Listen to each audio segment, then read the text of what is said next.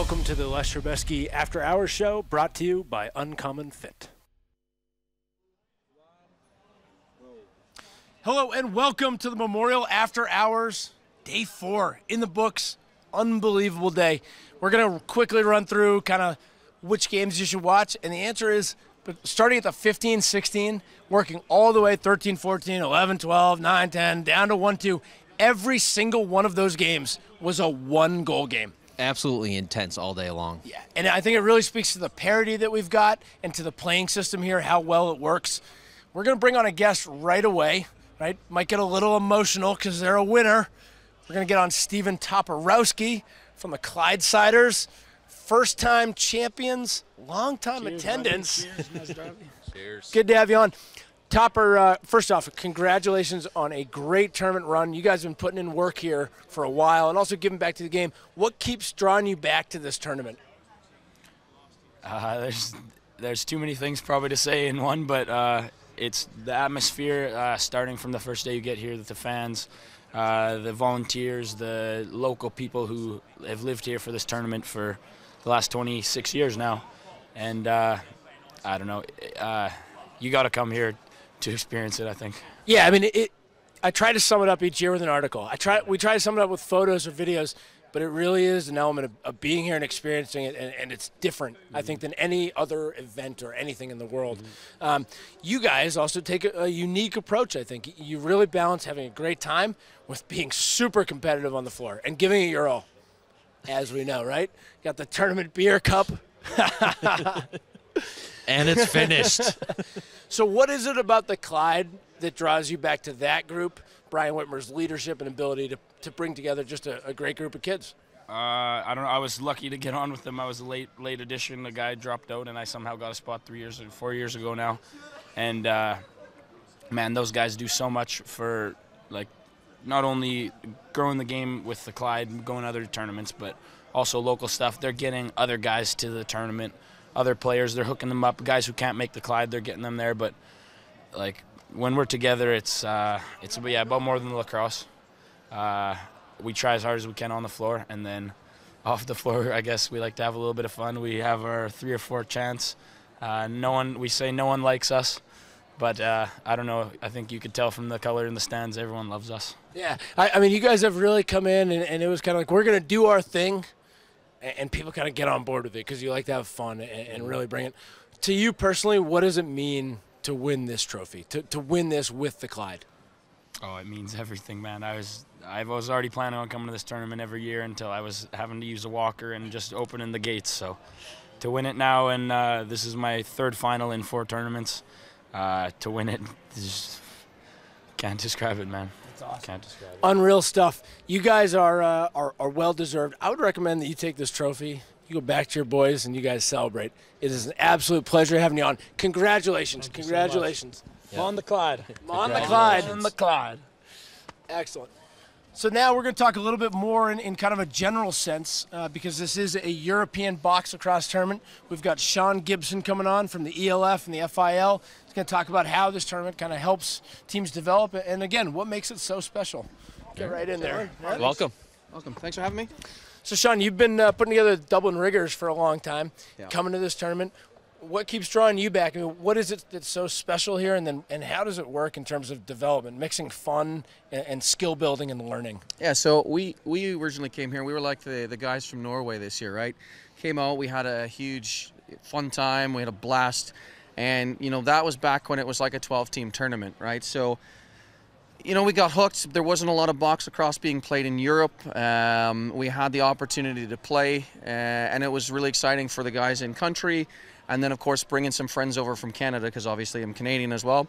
But then the love and the desire just kept continuing to grow. And, as we've seen over the years, more teams have kind of come here and started using this as a launching point to get into the box game. And now, we've seen we had a good number. We had 14 or 15 countries, sorry, 16 countries, at the last European Box Lacrosse Championship. We're expecting even more in 2021, which is going to be huge. And if we look at the percentage of teams now going to the World Lacrosse Championships in Langley in September, we're already pushing 12, 13 teams from Europe. So, I mean, that's fantastic growth. Where we started back, when I started playing in 2007 at the world level, we had 4, right? So this seems to be, this and combined with the e-box is a real growth opportunity, and obviously, it's also helped this tournament grow. The more European teams that have come here and participated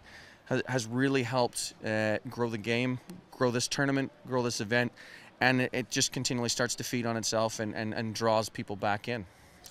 It really is kind of an amazing event for you personally.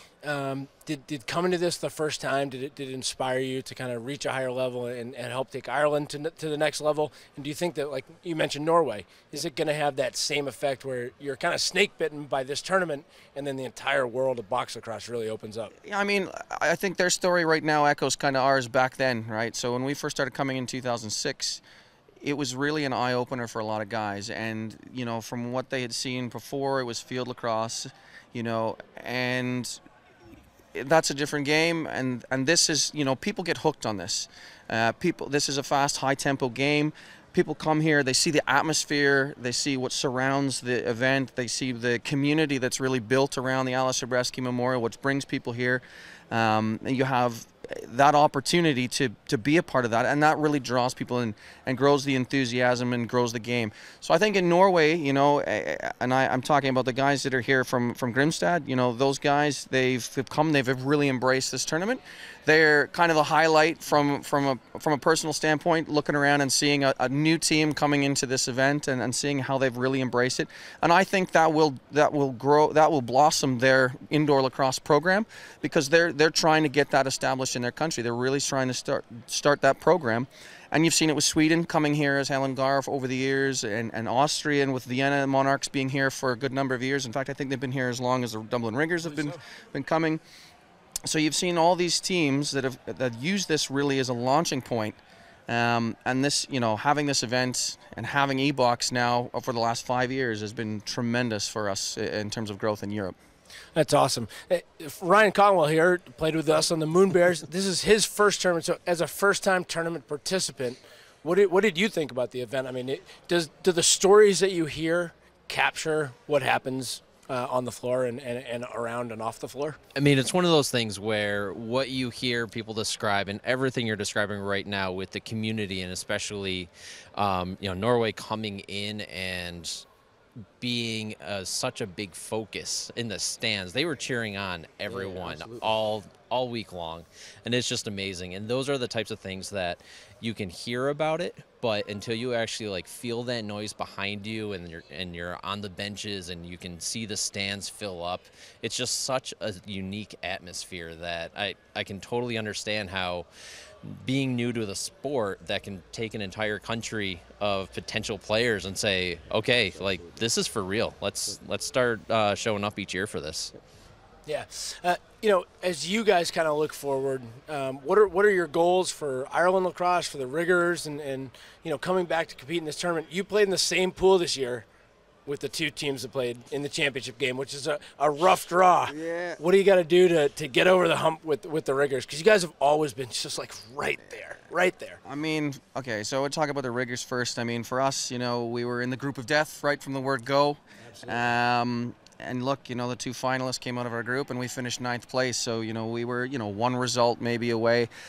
That's a difference of a couple of inches and a shot. So, look, my guys are already talking about coming back. We saw the dates back up on the board there at the end after the fireworks. Those guys are all excited about coming back next year. We were unlucky this year that one of our best players from the last couple of years has had a great season in Rochester with the Nighthawks in Mikey Burke. But we'll bring a couple guys. Guys might not be able to make it next year, and we'll be ready to go. Now, in terms of our Irish program and what's going on, we're obviously building up towards the World Indoor Lacrosse Championships in September. We got a fairly strong team. We're looking to improve on our 6th place performance, so crack into that blue group, try and get into a quarterfinal and really kind of see what happens there. We've got guys like Keogh and Andrew McBride coming out. John McMillan from the Alberta Warriors will be there as well, and then we've got a couple of other guys that'll really help us out, as well as the domestic guys and older guys like myself. Even though I'm a little long in the tooth, still looking to battle and compete, and hopefully, you know, we can get into the quarterfinals and really shake things up and see what can happen from there.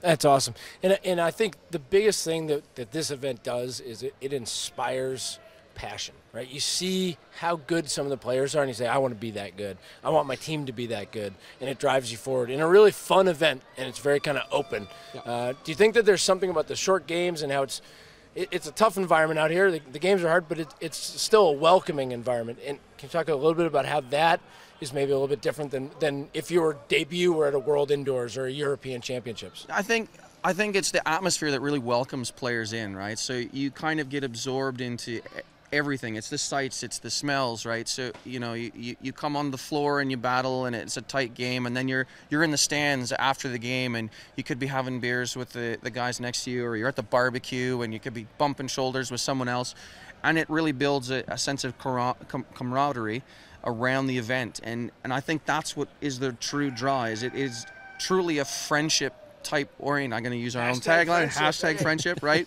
But I mean, that's what this event is really about. It's about establishing that community of lacrosse players that are passionate about box lacrosse, that come together once a year in this beautiful arena, and have the opportunity to battle it out for a trophy. I mean, you saw how much it means to the guys from Glasgow this year winning it.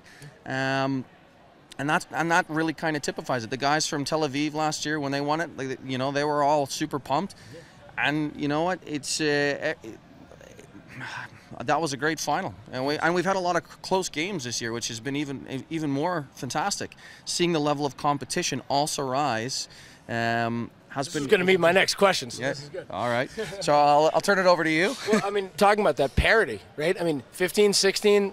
On to 1-2. All of those games are 1-goal games. Yep. Every single one of them. I mean, the playing system is great, but I think it also speaks to the talent level, right? These teams are starting to get not dragged up, they're pushing themselves up. Yeah, and I think, you know, guys, they'll go away from this event and they'll think, what do we got to do? And so if you talk about the European teams, and I'll bring it back into that community, you know, those guys will be thinking, okay, we get some training sessions, we practice a little bit more, let's focus on coming to the Frank Menschner Cup. Maybe they make the trip over to the States and play in Lasny in September as well. And then they look at, you know, okay, what do I got to do for the next Memorial? Can we get a winter box? And they start looking at other events. When you talk about the teams that are coming from outside of Europe, you know, they're really looking at, okay, maybe we need, you know, okay, we were a little short on defense this year. Okay, we realized that having 14 guys on the bench, maybe we need a couple extra guys. And so people start, we realized that. Yeah, so people start to strategize. I mean, we were there too. We came here the year of the volcano, and we were here with nine guys, right? So running the entire Memorial that year with 9 guys was murder.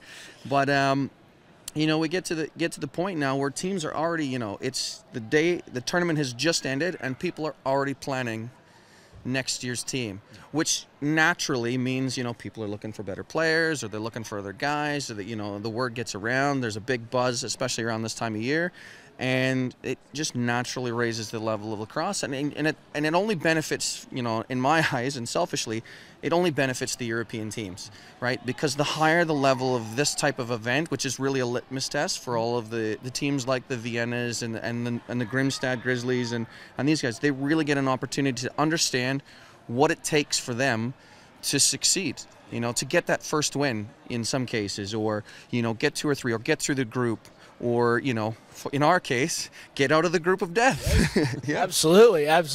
Well, then you got a team like Hong Kong coming in and making a really long trip to come here. Absolutely, yeah. But talk a little bit about, you saw them at the start of E-Box, and you've seen them through the end of the Memorial. It's like, what if that end of Memorial team played that beginning of E-Box team, right? Well, I think even if you look at what was going on at the same time. So while we're focused on box lacrosse, at the same time in Hong Kong is the Hong Kong Open, right? So you got a field lacrosse. Now you've taken the Hong Kong national team program and you've split them. And the Hong Kong team that played in the Hong Kong Open did really well. They did. Yeah, and then you've got the team that's here, and, you know, they're starting out, they're playing their first few box games. Scott Brown, Jordan West Pratt, those guys have done a great job with that program. And I absolutely agree. You know, if they played themselves, you know, 7 days earlier, they'd mop the floor with them. 15-0. I mean, the improvement was unreal. Yeah. It's a really cool thing to see. Well, I want to thank you for coming on. Thank you very much. Giving us a little insight into what's happening and all this stuff that's going on in Europe and well beyond. And thanks for all the work that you do. Thanks for having me. Cheers. So before we wrap up, we're going to bring on our main tournament sponsor representative, Dennis Deese. Said that right? Dice. That was close. One syllable. Come on. And Dennis has been coming here. I met Dennis my first year, and he was just reffing the games and you kind of stepping up your involvement. I mean, what does this tournament mean to you? Why do you keep going? Why do I see you here every year? I started coming here with just myself and Greg Hart back in 2007, 2008 when we were asked to come over. Greg did a little bit of investigation. We found out that they needed help at that time officiating. And from a Canadian perspective, we've refereed the game of box-lacrosse for a long time, so it just made sense. And Greg did a lot of the hard work and legwork to get us over here. And once we came over, they did, in fairness, need a lot of help. So we kept coming over year after year. And this year, and I'm so proud that this year is the first year since we started coming over that it was an all-European refereed final. And they did a fantastic job. And that's a big step, right? Because it's not just about the players. In order to play the game, you need referees. So it's good development for the referees as well, right? Absolutely. The referees that stepped up in the final, the referees that worked with, I did the semi or the bronze medal, and the referees that stepped up in that final were impeccable. They did a fantastic job. It was flawless. And then the three referees that were all European, 2 Czechs and 1 German, that did the final were absolutely amazing. They did an awesome job, and there's nothing that can be said to counter that. So, and for you personally, I mean, you make a lot of friends here, you meet a lot of new people, you see a lot of great lacrosse, a lot of great experiences, get yelled at a little bit by us players because we just can't help ourselves. But really, I mean, what keeps drawing you back and what made you want to get involved as a sponsor of the tournament? You know what, Connor, it is the friendship and camaraderie. It's the fact that we can have the ability to say that once the game is over, and we all know that with the lacrosse, when the game is done, the battle is done, the war is done. We shake hands. We shake hands, and we do exactly what we can hear in the background. Yeah. We have a beer. We're arm in arm. We enjoy it. For me personally, I brought my wife over. It's our 25th anniversary this year. Congratulations. Thank you, sir. I look much older than that, but it's our 25th anniversary. She came over about 8 or 10 years ago with me. My daughter was the first female runner. Also the first female to score a goal in this tournament. It's all true. Proud Papa. Shout out. You were amazing. Come back. You were amazing, Lex. Come back. So yeah, she was an amazing lacrosse, or she is an amazing lacrosse player, and it was, you know, my heart goes out to her, and I love her to death, and it's the family, it's the camaraderie, it's more than just the game, it's everything, it's life. It's the community, right? And that's what drives you forward. And if it were just the games, maybe you don't come back, but it's so much bigger than that. Well, Mrs. Hrebesky stood right 20 feet in front of us earlier tonight, and it never rained today. It's spit a little bit, but it didn't rain in the bronze. It didn't rain in the gold. And I said to her, Alice kept the rain away, and she cried. And it's, you know, it's about to me it's about a young man that gave his life 26 years ago for lacrosse. He didn't do that for this, but in extension. Yeah, he did. It's so much more than just a game. It's so much more than just. It's, you know, you've said for years, and Ryan, lacrosse is life. It's life. I mean, it's taken me to a lot of different places. I probably wouldn't have come here. I wouldn't have figured out how amazing Prague, the Czech Republic, Radotín is without this tournament. Now that I'm here, I'm fully addicted to this place. It really is amazing. I firmly believe, and I've said to anybody that'll give me the time of day that when you know, I'm almost 50 years old, but when old fat lacrosse players die and go to heaven, this is where we go. That's the truth. I think we might end on that one. Thanks for your support for the tournament and for being here. Thank you very much. Honestly, go back, watch the games. Watch the games from today. There were so many good games. All of the group games. These are great games. There's a lot to see. There's a lot to learn. If you're a young kid out there who wants to learn about box, watch these guys play. Watch and learn and enjoy. And if you're scheduling, 11 and a half, 12 months out, I'd kind of put this in the calendar. I think you should come. If you've never been before, it's something you have to see. This has been the Memorial After Dark, brought to you by Uncommon Fit. Les Hrebesky, 2019. It's a wrap. We're done. Thanks to Ryan Dennis for my guest today. Thank you, sir. It was an excellent show. Thank you. A lot of fun. Thank you so much to the organizers, LCC Radotín, the extended family that makes this happen. Couldn't happen without you guys. We'll see you in 2020. Feels weird saying that, but it's true.